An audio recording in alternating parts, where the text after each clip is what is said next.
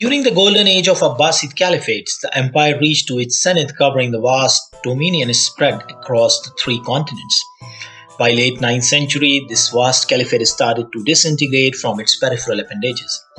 The Central Asian dominion of this caliphate passed in the hands of Samanids.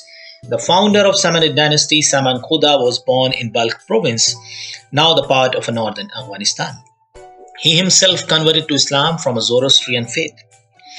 Today, our story is one of the empire that was built after the disintegration or weakening of Abbasids.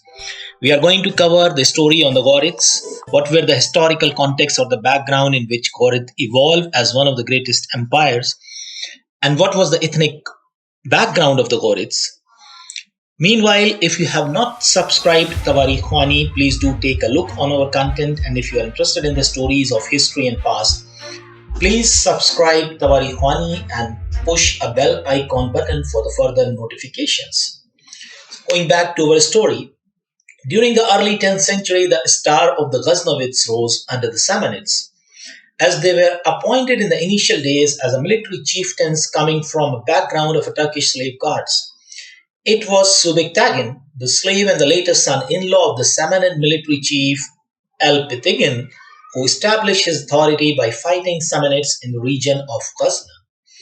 In 997, the Mahmud, son of Subektagan, who was more popular in history as a Mahmud of Ghazni, took the throne, and it was his reign that a Ghazni power was expanded.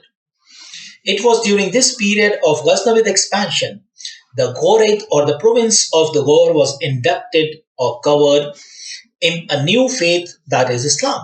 By that time, the ancestors of the Ghorids were the local chieftains of the region around the Ghor, and they belonged to the family named in the historical account as Sasabani Family. There have been multiple theories regarding their origin. After regaining of power, they tried to connect their genealogy with a pre-Islamic Arabic legend of Persia that is known as the Hawk. Most probable accounts, according to the historians, the Ghorids came from an ethnic stock of Eastern Iranian Tajiks and follow the Buddhism as their religion. It was Muhammad ibn Suri who was a local Ghorid chieftain when the Mahmud of Ghazni exerted his influence in the early 11th century. His son Abu Ali ibn Muhammad converted to Islam from Buddhism. Let me cite a short account written by George Basman in his book Kingdom of Afghanistan, a historical sketch to where one of the important contemporary days citation is covered here regarding Ibn Suri or the son of Suri. It was also a stronghold of an ancient religion professed by the inhabitants when all their neighbors has become Mohammedans. Mahmud of Ghazni defeated the prince of Ghor, Ibn Suri, and made him a prisoner in a severely contested engagement in the valley of Hingoran. Ibn Suri is called a Buddhist by the author who has recorded his overthrow. It does not follow that he was won by the religion or by the race, but merely he was not a Mohammedan. It's not clear whether he or his son was converted into Islam. Let us also cover one more historical confusion that connects the later days king or Afghan king of India, Sher Shah Suri, as the descendant of the same ethnic stock.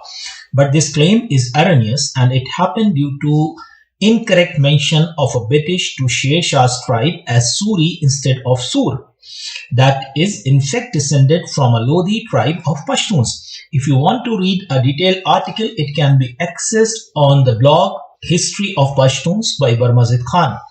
In addition, just a point to add that one can also find many mentions in the colonial documents of 20th century North Indian district gazettes where Ghorids were mentioned as a sub-tribe of Pashtuns. These Ghorids that are mentioned here were actually Goria Khels.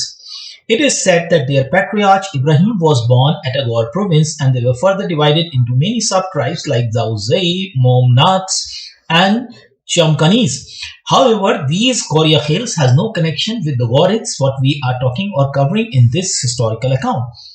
We are going to end our video here, and rise and the fall of the Ghorid Empire will be covered in the next part. Hope you have liked our video, and if you have liked our content, one more time I am requesting do please subscribe and share Tawari Khwani. See you in the next part.